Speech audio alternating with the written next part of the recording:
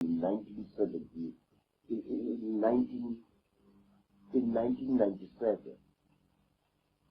And there, in that warehouse, I saw cupboard after cupboard after cupboard filled with priceless African artifacts in ivory, in bronze, in various indigenous woods, and sometimes in iron and in gold. I saw royal bangles from dead kings, bangles made of brass and bronze, bangles which showed every sign that they had been removed by force from the arms of dead men and dead women. All these things, I was told, had been collected by Theophilus Chepstone and the London Missionary Society and were sent to this museum where no African is allowed to view them. I was lucky because I was accompanied by a white woman whose father, I suspect, was a Freemason.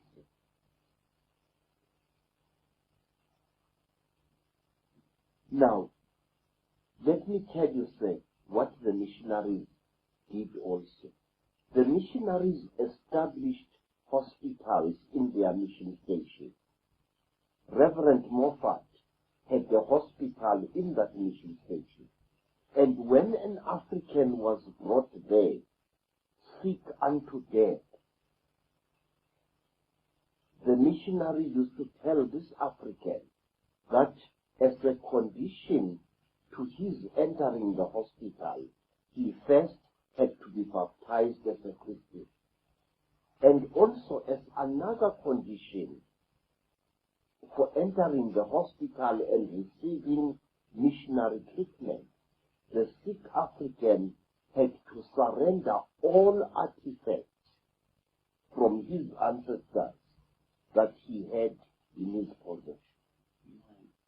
One day, sir, my grandfather, Zigo,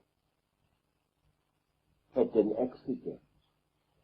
He had bought himself an ox wagon, but he did not know how to control it. And one day the ox wagon plunged off a cliff, and my grandfather was badly injured. And when he was taken to a mission hospital in the west of Zululand, the first thing that the missionary said to my grandfather was this, that he knew the missionary, that my grandfather owned a heap of metal objects which he kept in one of his huts, and that as a condition for receiving treatment for his broken bones, he had to surrender all that metal property to the missionary. Those things you have got in your home are full of evil spirits, said the missionary Reverend Lee. You must let me have them so that I can take them to a holy place in England where they would be destroyed. My grandfather stood up shakingly and walked out of the mission hospital. He walked, and somewhere along the road he collapsed. And tribespeople who knew him took him to their village. And there, when a passing Afrikaner doctor rode by in his ox wagon, the black people asked this doctor, who was not a missionary, to please take care of my grandfather. The doctor took my grandfather aboard his ox wagon and took him to his farm far away. And there, the Afrikaner doctor, a herbalist really, as he was called, a Genees Jeren, he treated my grandfather free of charge, and he didn't place any conditions for his treatment. And my grandfather, out of gratitude, returned to his village a healthy man and took 3 fat cows and led them with his sons to the faraway home of the Afrikaner. Again and again, our people were robbed of their heritage. Our people were robbed of scientific equipment. Our people were robbed of irreplaceable artifacts, some of them dating back hundreds of years into the past, by the missionaries, especially the London Missionary Society. And if you go into that museum, near the docks in London, you will find what I saw, and it will make you. What's your own experience in your life, Credo, of the use of Christianity in Africa to divide, rule, and suppress the people? Now, let me tell you, when missionaries came to South Africa, they deliberately created a huge wave of enmity between those blacks that they converted and those blacks who resisted Christian conversion. They created such a divide that they actually broke up huge families.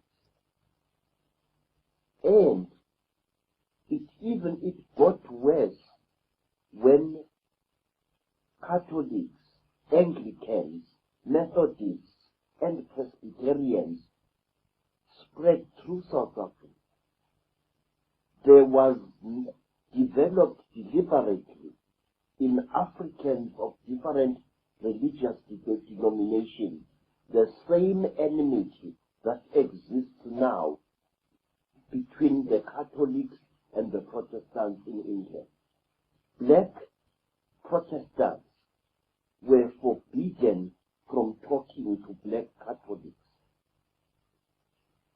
Black Wesleyans did not even ask the time of day from black Presbyterians. It was such a total chaos, and the only beneficiaries were the missionaries themselves. But let me tell you more what used to be done. Missionaries used to forbid any converted Christian black from having anything whatsoever to do with an unconverted black. Love relationships between so-called heathen blacks and Catholic blacks were forbidden by the missionaries. That was how my father and my mother parted, traumatizing my life even before I was born. My father had been a confessing Catholic, and he fell in love with what was called a heathen Zulu woman. Now, the condition for such a love was that the woman had to submit herself into the Christian faith. And my grandfather, a fierce old warrior, contemptuously refused to have my mother become a Christian convert. I used to kill white men at Isandwa, and I am not going to allow a daughter of mine to follow the religion of spear food. And said, if in a mission station a church-going black paid court to a heathen black, the church-going black was brutally punished by the missionary, and he was punished in a way which to Africans was horrible. Inside the mission church, there were the pews, the benches on which the congregation sat. But next to the door, just as you entered the door of the church, there were special benches for those Christian blacks who had broken the law. And so, if it was found by the white missionary or the black missionary that a certain person had had anything to do with a heathen, that person was punished in a very terrible way. He or she was made to sit next to the door of the church inside, so that all who entered the church would look at this one and know that here is a lawbreaker who had broken the laws of Jesus Christ. Were you pushed into the Christian religion to start with, Credo, before the penny dropped? Yes, sir, I was. You see, after my mother and my father had separated, my mother gave birth to me. And for a long time, I suffered as a child because I was born illegitimate. I was called a bastard. I had no rights as a human being. The law of the Zulus at that time was very, very strict regarding illegitimate children. My mother suffered. She was often beaten up by other girls in the village. And I suffered too. Other children were forbidden from playing with me.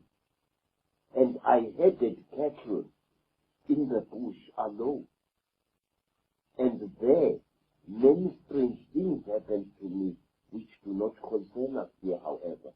And when I was 7 years old, there came to my grandfather's village a brother of my father, and he asked to take me away from there. And my grandfather said, nothing could please me more than that this little bastard should be removed from my home. He is a disgrace to my family. And so I was taken by my father's brother to the south of Natal,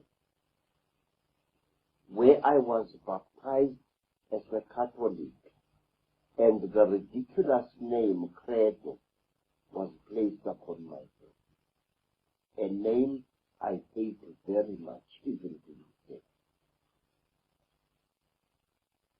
I grew up, sir, as a Catholic. And we were all Catholics in our home, as most people in Natal are. And then one day, after we had left Natal, my father left the Catholic Church and adopted one of the worst branches of the Christian religion that you can find. My father started following the teachings of an American woman called Mary Baker Eddy. She, who was the leader of the Christian Science Church. Under the laws of the Christian Science Church, you are not allowed to take medicine under any circumstances, no matter how seriously ill you are. And for years we suffered, my half-sisters and my half-brothers and I. We sickened and we were not allowed to take any medicament. We had suffered before under the Catholic Church, having to confess sins every weekend to a priest we could barely see. Sometimes it was so ridiculous that we often created sins against ourselves we had not committed in order to please the Catholic Father. And now we were suffering under the teachings of Mary Baker Eddy, teachings which I now see in my adult life as having been the very essence of the purest rubbish. Then, after a great sickness in 1987, I was taken, during that great sickness, I was taken back to Zululand by my father's brother, Anton. And there, I was healed by a man I had been conditioned to be looked upon as a stupid heathen, namely my grandfather, the father of my mother. After that, I began to see how great the knowledge that the black people possessed was. I began to see that the missionaries were actually deceiving us, that they were teaching us lies at school about our people. And then, one day, I got into serious trouble. I was now a budding artist, painting pictures for the mission school. And I made the mistake of portraying the Virgin Mary as a Zulu woman, based upon my mother's face. And I portrayed Jesus Christ as a Zulu boy. And for that, I was caned and expelled from school. The reason I was not caned by the white missionary only. I was caned also by the black teachers who accused me of having insulted Jesus Christ by painting him as a black. So you can see the stark mental confusion into which our people had been plunged.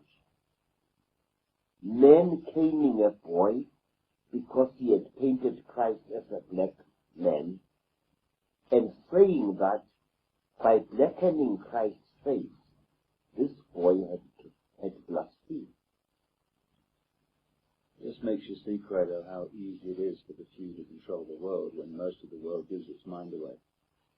Yes, sir, but one must understand, Mr. David, that we human beings are weak creatures. We fall victim to in hell, we fall victim to sometimes nameless fear, and that is where the forces of darkness pounce upon us when we are afraid, sick, or infected. Many black people who were converted easily to Christianity were people who had been traumatized by war. You see, during the great Zulu wars in Natal, thousands of black men and women used to run away from Zululand to Durban, where huge refugee camps, bigger than anything we have ever seen in Africa, soon blossomed. These refugee camps were fertile ground for Christian missionary operations. These refugee camps were places where many a self-seeking missionary was sure of walking away with several hundred converts. Credo, all these methods we've been talking about here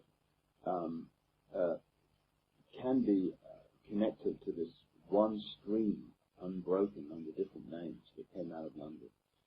The next major stream I'd like to look at was that represented by Cecil Rhodes in the British South Africa Company, which, from what I've seen, transformed, perhaps more than anything, the structure, the economy, and the life of South Africa. What about him and that time? Many stories are told about Cecil Rhodes. Many stories. And one day I shall amuse you with one. Cecil Rhodes was a strange man. Like all great men, he was a weird mixture of great viciousness and mercy. Cecil Rhodes was a seeker after knowledge.